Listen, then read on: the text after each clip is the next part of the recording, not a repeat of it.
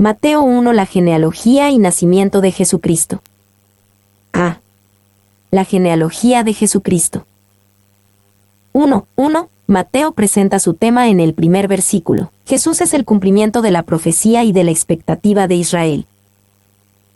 Libro de la genealogía de Jesucristo, hijo de David, hijo de Abraham. A. Libro de la genealogía de Jesucristo. Así Mateo empieza su relato de la vida de Jesucristo. De la declaración del texto griego antiguo, es difícil saber a qué se refiere el libro de la genealogía. Y las primeras dos palabras de Mateo, Bibles Genseos, se pueden traducir, el récord de la genealogía, el récord de los orígenes o el récord de la historia. Carson, en cierto sentido cada una de estas traducciones es válida. En Mateo 1:17 tenemos el récord de la genealogía. En Mateo 1:18 a 2:23 tenemos el récord de los orígenes. En el Evangelio entero de Mateo tenemos el récord de la historia.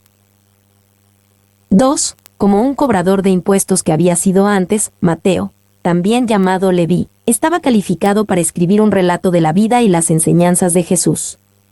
Un cobrador de impuestos de aquel día debía saber griego y ser un hombre alfabetizado y bien organizado. Algunos creen que Mateo era el cronista entre los discípulos y que tomaba notas de las enseñanzas de Jesús. Podríamos decir que cuando Mateo siguió a Jesús, dejó todo atrás, menos su papel y pluma. Mateo noblemente usó sus destrezas literarias para ser el primer hombre en compilar un relato de las enseñanzas de Jesús. Barclay. 3. Sabemos que fue un cobrador de impuestos y, por lo tanto, debe haber sido un hombre muy odiado, porque los judíos odiaban a los miembros de su propia raza que habían ingresado al servicio civil de sus conquistadores. Barclay.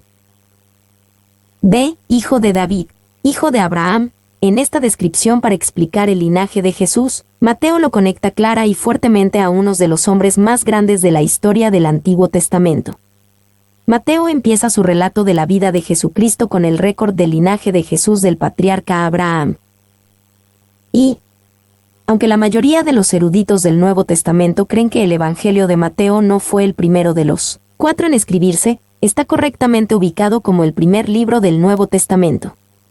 Hay muchas razones por las cuales Mateo debe ser el primero en el orden de los Evangelios. Es un hecho notable que, entre las variaciones en el orden en que aparecen los Evangelios en las primeras listas y textos, el único factor constante es que Mateo siempre es el primero. Franz. En los primeros días del cristianismo, muchas personas pensaban que el Evangelio de Mateo fue el primero en escribirse. Los primeros cristianos vieron correctamente el Evangelio de Mateo como importante porque tiene algunas partes significativas de la enseñanza de Jesús que no están incluidas en los otros evangelios, como una versión más completa del Sermón del Monte. Entre los evangelios más similares, Mateo, Marcos y Lucas, era el único cuyo autor era un apóstol, Mateo, quien también se le conocía como Leví, quien era un ex cobrador de impuestos antes de seguir a Jesús como discípulo. De hecho, el Evangelio de Mateo era mucho más citado en los escritos cristianos del segundo siglo cristiano que cualquier otro. Franz. El sabor judío del Evangelio de Mateo hace una transición lógica entre el Antiguo y el Nuevo Testamento. Por estas razones, la Iglesia primitiva lo puso primero en orden entre los 4 relatos del Evangelio. 2. El carácter judío de este Evangelio es evidente de muchas maneras. Hay muchas indicaciones de que Mateo esperaba que sus lectores estuvieran familiarizados con la cultura judía. Mateo no traduce los términos arameos como raca, Mateo 5:22, y corban, Mateo 15:5. Mateo se refiere a costumbres judías sin explicación, comparemos Mateo 15:2 a Marcos 7:3-4, véase también Mateo 23:5. Mateo empieza su genealogía con Abraham, Mateo 1:1. Mateo presenta el nombre de Jesús y su significado en una manera que presume que el lector conoce sus raíces hebreas. Mateo 1:21. Mateo se refiere frecuentemente a Jesús como el Hijo de David. Mateo usa la frase más judía, reino de los cielos, en vez del reino de Dios. 3. Sin embargo, significativamente. El Evangelio de Mateo también termina triunfalmente con Jesús mandando a sus seguidores a hacer discípulos de las naciones, Mateo 28, 19-20. Así el Evangelio de Mateo está profundamente arraigado en el judaísmo, pero a la vez es capaz de ver más allá. Ve al Evangelio mismo como algo más que un mensaje para el pueblo judío. Más que eso, es un mensaje para todo el mundo. 4. También vemos que Mateo es muy crítico del liderazgo judío y su rechazo de Jesús. Decir que Mateo es pro-judío es incorrecto. Es mejor decir que él es pro-Jesús, y presenta a Jesús como el auténtico Mesías judío, a quien tristemente muchos del pueblo judío, especialmente el establecimiento religioso, rechazaron. V. Algunos comentaristas de la Iglesia primitiva y eruditos modernos dicen que Mateo originalmente escribió su Evangelio en hebreo y después fue traducido al griego. Pero no tenemos evidencia concreta para esta teoría, como un manuscrito antiguo de Mateo en hebreo. D. Las teorías más modernas acerca del Evangelio de Mateo dicen que él escribió en el estilo Midrash de la literatura judía, que crea historias imaginarias como un comentario continuo sobre el Antiguo Testamento. Ciertos escritores usan el ejemplo del Midrash para decir que Mateo escribió acerca de muchos eventos que nunca sucedieron, pero no estaba mintiendo porque nunca pretendió decir la verdad y su audiencia nunca creyeron que lo hacía. Estas teorías no son muy convincentes, y los análisis muestran más diferencias que similitudes entre Mateo y Midrashim. El Midrashim judío presenta historias como material ilustrativo como manera de comentar acerca del texto continuo del Antiguo Testamento. En contraste, Mateo 1-2 no contiene ningún texto continuo del Antiguo Testamento. Carlson. C. Hijo de David. A lo largo de sus escritos, Mateo presenta a Jesús como el rey Mesías prometido del linaje real de David. 2 Samuel 7, 12-16. Y el Antiguo Testamento profetizó que el Mesías sería el hijo de David. En la primera oración, Mateo señala a Jesús como el cumplimiento de la profecía del Antiguo Testamento. D. Hijo de Abraham. Mateo no solo relaciona a Jesús con David, pero también más atrás con Abraham. Jesús es de la semilla de Abraham en quien serán benditas todas las familias de la tierra. Génesis 12:3. 2, 2-16. La genealogía de Jesús a través de José. Abraham engendró a Isaac, Isaac a Jacob, y Jacob a Judá y a sus hermanos. Judá engendró de Tamar a Fares y a Sara, Fares Esrom, y Esrom a Aram. Aram engendró a Aminadab, Aminadab a Naasón, y Naasón a Salmón. Salmón engendró de Rahab a Buz, Buz engendró de Rut a Obed, y Obed a Isaí. Isaí engendró al rey David, y el rey David engendró a Salomón de la que fue mujer de Urías. Salomón engendró a Roboam, Roboam a Abías, y Abías a Asa. Asa engendró a Josafat, Josafat a Joram, y Joram a Usías. Usías engendró a Jotam, Jotam a Acaz, y Acaz a Ezequías. Ezequías engendró a Manasés, Manasés a Amón, y Amón a Josías. Josías engendró a Jeconías y a sus hermanos, en el tiempo de la deportación a Babilonia.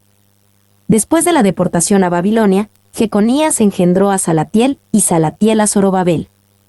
Zorobabel engendró a Abiud, Abiud a Eliakim, y Eliakim a Azor. Azor engendró a Sadoc, Sadoc a Akim, y Akim a Eliud. Eliud engendró a Eleazar, Eleazar a Matán, Matán a Jacob, y Jacob engendró a José, marido de María, de la cual nació Jesús, llamado el Cristo. A Abraham. José. Esta genealogía establece el reclamo de Jesús al trono de David por medio de su padre adoptivo José. Este no es el linaje de sangre de Jesús a través de María, sino el linaje legal de Jesús a través de José. El Evangelio de Lucas provee el linaje de sangre de Jesús a través de María. Y a los judíos les importaban mucho las genealogías, y para los cristianos judíos el mesianismo de Jesús dependía de la comprobación de que era un descendiente de David. Brace. 2.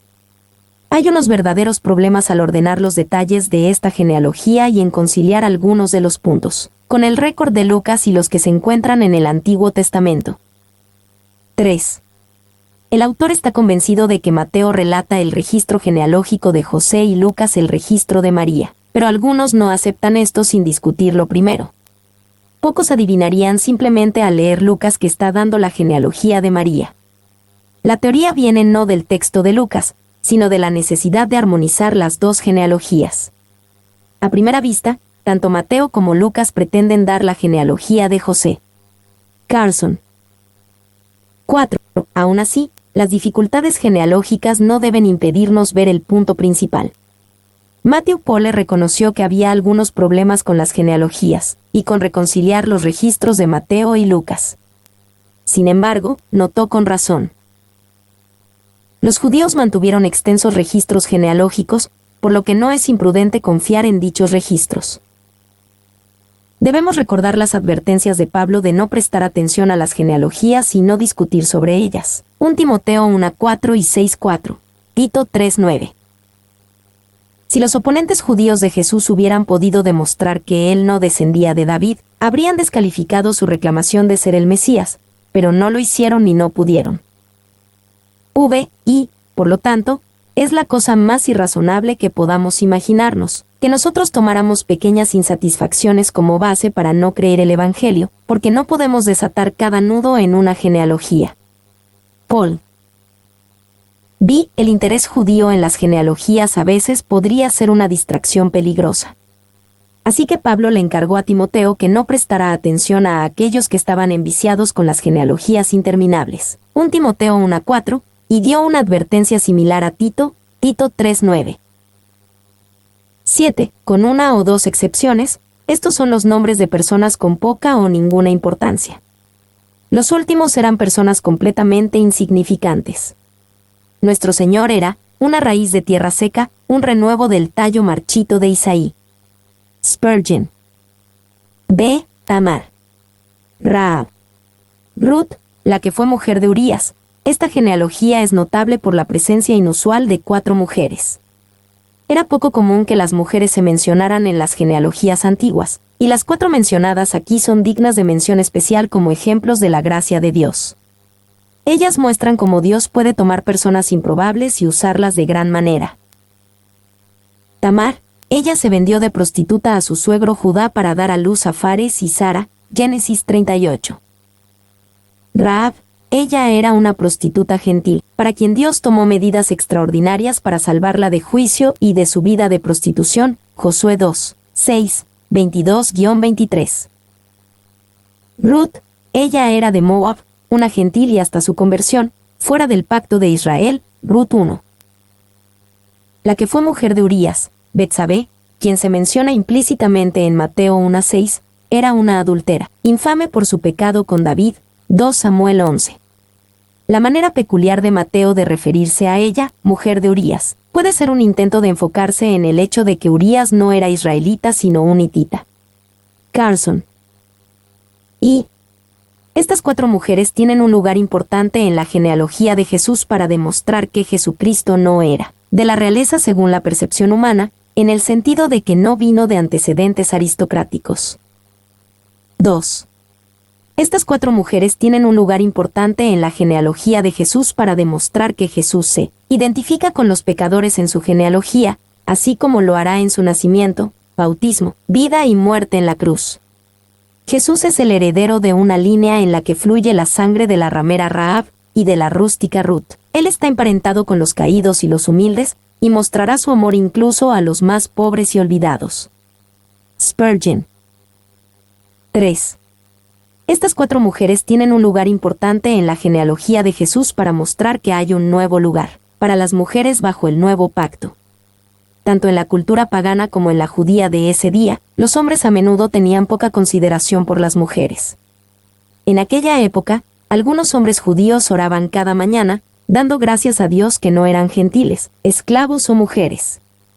Aún así, las mujeres eran consideradas más altamente entre los judíos que entre los paganos. 4. Lo más sorprendente de esta genealogía son los nombres de las mujeres que aparecen en ella. Barclay. Hombres y mujeres, notorios por su carácter malvado, se encuentran en la línea directa de su descendencia. Esto se permitió, para que él representara completamente a nuestra raza caída. Meyer. Jacob engendró a José, marido de María, de la cual nació Jesús, llamado el Cristo. Mateo quería hacer claro que José no era el padre de Jesús, sino que era marido de María. Y esta nueva fraseología deja en claro que Mateo no considera a Jesús como el hijo físico de José. La genealogía está claramente destinada a ser de ascendencia legal de Jesús, no de su descendencia física. Franz. 3:17. La organización de la genealogía por Mateo.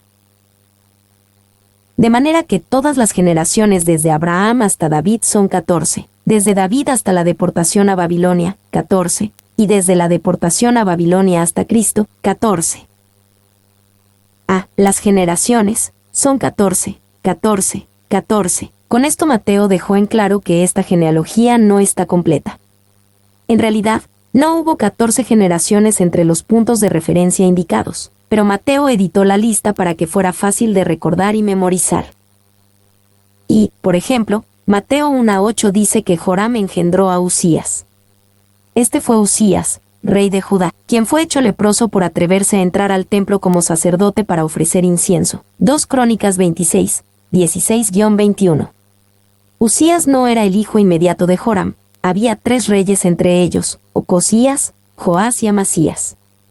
Sin embargo, como Clarke dice con razón, se observa que las omisiones de este tipo no son infrecuentes en las genealogías judías.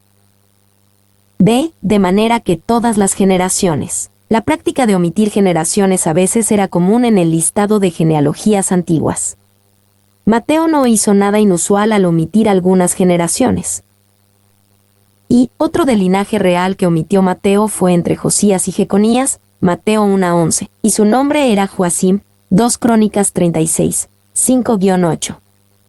Joacim era tan malvado que a través del profeta Jeremías, Dios prometió que ningún descendiente de él se sentaría sobre el trono de Israel, Jeremías 36, 30-31. Esto presentaba un problema significativo. Si alguien era un descendiente de David a través de Joacim, no podía sentarse sobre el trono de Israel y ser el rey y Mesías debido a esta maldición registrada en Jeremías 36, 30-31. Pero si el conquistador no era descendencia de David, no podría ser el heredero legal del trono debido a la promesa hecha a David y la naturaleza de la línea real. 2. Aquí es donde empiezan las diferencias entre las genealogías de Mateo y Lucas. Mateo relató la genealogía de José, marido de María, de la cual nació Jesús, llamado el Cristo. Mateo 1:16. Empezó con Abraham y continuó hasta llegar a Jesús, a través de José. Lucas relató la genealogía de María, hijo, según se creía, de José, Lucas 3:23. Él empezó con Jesús y siguió el linaje hacia atrás, hasta Adán, empezando con María que no se menciona. 3. Cada genealogía es igual en cuanto al linaje de Adán, o Abraham, hasta David. Pero cuando llegan a David, las dos genealogías se separan. Si recordamos la lista de los hijos de David en 2 Samuel 5 vemos que Satanás enfocó su atención en los descendientes del linaje real a través de Salomón, y esta es una estrategia razonable. Según Mateo 1:6, el linaje de José pasó por Salomón, y por lo tanto Joacim, el que había sido maldito. Jesús era el hijo legal de José, pero no era su hijo de sangre, así que la maldición sobre Joacim no le afectó. José no contribuyó nada a la sangre de Jesús, pero sí contribuyó su posición legal como descendiente del linaje real a Jesús. El linaje de María, el linaje de sangre de Jesús, no pasó a través de Salomón, pero a través de otro hijo de David, llamado Natán, Lucas 3:31. Por lo tanto, María no era parte de aquella maldición sobre la línea de sangre de Joacim. D. El nacimiento de Jesucristo. 1:18. María, mientras estaba comprometida, desposada, con José se encuentra encinta como resultado de una concepción milagrosa por el Espíritu Santo. El nacimiento de Jesucristo fue así. Estando desposada María su madre con José, antes que se juntasen, se halló que había concebido del Espíritu Santo. El nacimiento de Jesucristo fue así. Mateo realmente no nos dice mucho del nacimiento de Jesús. Lucas hace eso. En vez de eso, Mateo nos dice de dónde viene Jesús, nos cuenta la historia a través de los ojos de José. B. Estando desposada María su madre con José. Había esencialmente 3 pasos para matrimonio en el mundo judío en los días de Jesús. El compromiso. Esto se podía hacer cuando la novia y el novio eran muy jóvenes, y muchas veces los padres lo arreglaban. El desposorio. Esto hacía que el compromiso fuera oficial y obligatorio. Durante el tiempo del desposorio, la pareja era conocida como esposo y esposa, y el desposorio solo podía romperse por el divorcio. El desposorio típicamente duraba 1 año. El matrimonio. Esto era después de la boda y después del año del desposorio. Se halló que había concebido del Espíritu Santo. Mateo presenta la concepción virginal y nacimiento subsecuente de Jesús sencillamente, sin el mayor detalle que se encuentra en el Evangelio de Lucas. Pero el nacimiento virginal era difícil de creer para las personas en aquel entonces, igual que hoy en día algunas personas también lo dudan. Y debemos considerar la gran prueba que esto fue para una mujer joven piadosa como María, y para José, su desposado. Su situación fue la más penosa y humillante que se puedan imaginar. Nada más que la plena conciencia de su propia integridad, y la más fuerte confianza en Dios, podrían haberla apoyado en circunstancias tan difíciles, donde su reputación, su honor y su vida estaban en juego. Clarke. 2. La verdad de la concepción sobrenatural de Jesús fue descreída por muchos y luego se convirtió en mentira sobre la paternidad de Jesús. Se hacen referencias a estas sospechas en pasajes como Juan 8:19 y 8:41. Las mentiras se esparcieron diciendo que María había quedado embarazada por un soldado romano. Aquí, Mateo aclara la historia, tanto en ese entonces como ahora. 3. No había otra manera en que pudo haber nacido, porque si hubiera sido de un padre pecador, ¿cómo podría tener una naturaleza sin pecado? Él es nacido de una mujer, para que fuese humano, pero no por hombre, para que no sea pecaminoso. Spurgeon. 2:19. José busca un divorcio secreto. José, su marido, como era justo, y no quería infamarla, quiso dejarla secretamente. A José, su marido, el versículo previo nos dijo que María estaba desposada con José. Este comentario muestra que, aunque no estaban casados formalmente, José se consideraba el marido de María por el desposorio. B. Como era justo, y no quería infamarla. Siendo un hombre justo, José sabía que, si María le había sido infiel, sería imposible continuar con el matrimonio. Aún así, su naturaleza como hombre justo tampoco quería hacer de esto una dificultad o un estigma para María. José hizo una decisión comprensible de buscar un divorcio secreto. C. Quiso dejarla secretamente. Esto se refiere a romper un compromiso por divorcio. En la cultura judía de aquel tiempo, el desposorio era un compromiso serio y uno necesitaba un divorcio para romper el acuerdo. Y su desposorio era algo que se notaba públicamente, y él no podía dejarla secretamente. Tenía que haber testigos, así que el significado debe ser tan silencioso como se podía. Paul. 2. Cuando tenemos que hacer algo duro, escojamos la manera más tierna. Quizás no tengamos que hacerlo en absoluto. Spurgeon. 3:20-21. Un ángel habla a José en un sueño, convenciéndole de no divorciarse de María. Y pensando él en esto, he aquí un ángel del Señor le apareció en sueños y le dijo: José, hijo de David, no temas recibir a María tu mujer, porque lo que en ella es engendrado del Espíritu Santo es. Y dará a luz un hijo, y llamará su nombre Jesús, porque él salvará a su pueblo de sus pecados. He aquí un ángel del Señor le apareció en sueños. Este no era el ángel del Señor, sino simplemente un ángel del Señor. Quizás fue Gabriel, quien es prominente en los anuncios a María y Zacarías. Lucas 1:19 y 1:26. Pero esas fueron visitas angelicales reales. Esto fue presentado a José en sueños. Y el sueño vino pensando él en esto. José estaba comprensiblemente preocupado por el misterioso embarazo de María, su futuro y lo que debía hacer. Aunque había decidido dejarla secretamente, no se sentía cómodo con esa decisión. B. José, hijo de David. El título Hijo de David debía haberle alertado a José de que había algo muy importante en este mensaje. Hijo de David es una referencia al linaje legal de José al trono de David. C. Lo que en ella es engendrado del Espíritu Santo es. Parece que María no le había dicho a José que estaba embarazada por el Espíritu Santo. Esto no nos debe sorprender. ¿Cómo podía ella, o alguien excepto Dios, explicar tal cosa? Esta palabra angelical para José fue persuasiva. Y no hay explicación de cómo pasó esto, aparte de lo que está en Lucas 1:35. Esta maravillosa concepción de nuestro Salvador es un misterio en el que no hay que indagar mucho y, por lo tanto, se llama un ensombrecer, Lucas 1:35. 2. No hay indicios de acoplamiento pagano de la deidad y humano en términos estrictamente físicos.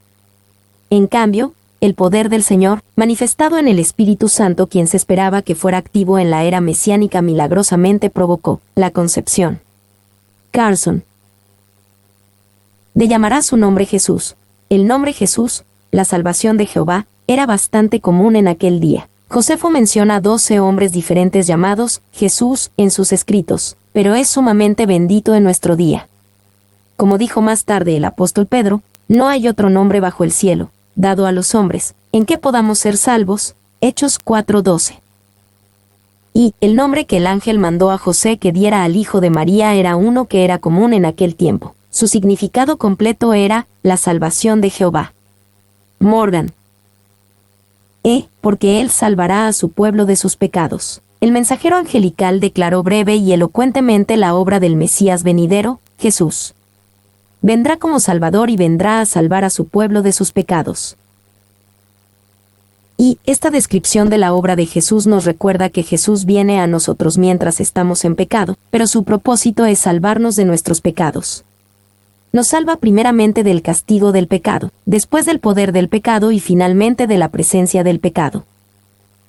2. La salvación de los pecados es un elemento en la esperanza del Antiguo Testamento. Por ejemplo, Isaías 53, Jeremías 31, 34, Ezequiel 36, 24-31, y más tarde en la expectativa mesiánica posterior, pero no la dominante. El hecho de que aquí no habla de salvación de otras cosas advierte al lector que no espere que este Mesías se conforme a la esperanza más popular de un libertador nacional. Franz. 3. Maravillosamente, dice, su pueblo. Si hubiera dicho, el pueblo de Dios, podríamos haber pensado que era reservado solo para el pueblo judío. Pero no es pertenecer a Abraham lo que trae salvación del pecado, es pertenecer a Jesús, siendo uno de su pueblo. 4. 22-23. El nacimiento virginal como cumplimiento de profecía. Todo esto aconteció para que se cumpliese lo dicho por el Señor por medio del profeta, cuando dijo: He aquí, una virgen concebirá y dará a luz un hijo. Y llamará su nombre Emmanuel. ¿Qué traducido es, Dios con nosotros? Para que se cumpliese. Este es el primer uso de esta frase importante que se nos hará tema familiar a través del Evangelio de Mateo. He aquí, una virgen concebirá y dará a luz un hijo, y llamará su nombre Emmanuel. Mateo entendió correctamente que la concepción sobrenatural de Jesús fue profetizada en Isaías 7:14. Y ha habido cierta cantidad de controversia en cuanto a esta cita de Isaías 7:14, más que nada porque la palabra hebrea alma se puede traducir virgen o mujer joven. 2. Sabemos que el pasaje de Isaías habla de Jesús porque dice que la Virgen concebirá, y esa concepción sería una señal para toda la casa de David. Aquellos que niegan el nacimiento virginal de Jesús les gusta señalar que la palabra hebrea en Isaías 7:14 que se traduce virgen, alma, también se puede traducir como mujer joven. La idea es que Isaías simplemente decía que una mujer joven daría a luz, no una virgen. Si bien el cumplimiento inmediato de la profecía de Isaías puede hacer referencia a una mujer joven dando a luz, el cumplimiento lejano o final señala claramente a una mujer que concibe y da luz milagrosamente. Esto es especialmente claro porque en el Antiguo Testamento nunca se usa la palabra en un contexto aparte de una virgen y porque la Septuaginta traduce alma en Isaías 7:14 categóricamente virgen, partenos. Emmanuel. Este título de Jesús se refiere a su deidad, Dios con nosotros, y su identificación y cercanía con el hombre, Dios con nosotros. Y Jesús es verdaderamente Emmanuel, Dios con nosotros. Cristo, de hecho, No fue llamado por este nombre Emanuel que leemos por todas partes, pero la importancia de este nombre es verdaderamente confirmada y reconocida como cumplida en él. Trapp, acerca de Isaías 7:14. 2. ¿En qué sentido, entonces, es Cristo Dios con nosotros? Jesús se llama Emanuel, o Dios con nosotros, en su encarnación, Dios con nosotros, por las influencias de su Espíritu Santo, en el sacramento sagrado, en la predicación de su palabra, en la oración privada. Y Dios con nosotros, a través de cada acción de nuestra vida que empecemos, continuemos y terminemos en su nombre. Él es Dios con nosotros, para consolarnos, iluminarnos, protegernos y defendernos, en cada tiempo de tentación y prueba, en la hora de muerte, en el día de juicio. Y Dios con nosotros y en nosotros, y nosotros con Él y en Él, por toda la eternidad. Clarke. 3. Nosotros podemos meditar profundamente en el significado de este nombre, Emanuel. Muestra cuán bajo Dios se inclinó para salvar al hombre. Agregó la naturaleza de una de sus propias criaturas con su propia naturaleza divina, aceptando la debilidad, las fragilidades y la dependencia que aquella criatura experimenta. Muestra que gran milagro fue que Dios pudiera agregar la naturaleza humana a la suya y seguir siendo Dios. Muestra la compatibilidad entre la naturaleza humana no caída y la naturaleza divina. Que las dos se podían unirse muestra que realmente somos hechos a la imagen de Dios. Muestra que podemos venir a Él. Si Él ha venido a nosotros, entonces nosotros podemos ir a Él. Entonces, si Jesucristo es Dios con nosotros, vayamos a Dios sin ninguna cuestión o vacilación. Quienquiera que seas, no necesitas sacerdote o intercesor para presentarte a Dios, porque Dios se te ha presentado primero. Spurgeon. 4. John Wesley murió con esto en sus labios, vivamos con ello en nuestros corazones. Lo mejor de todo es Dios con nosotros. Spurgeon. 5. 24-25, José se casa con María después del anuncio angelical. Y despertando José del sueño, hizo como el ángel del Señor le había mandado, y recibió a su mujer.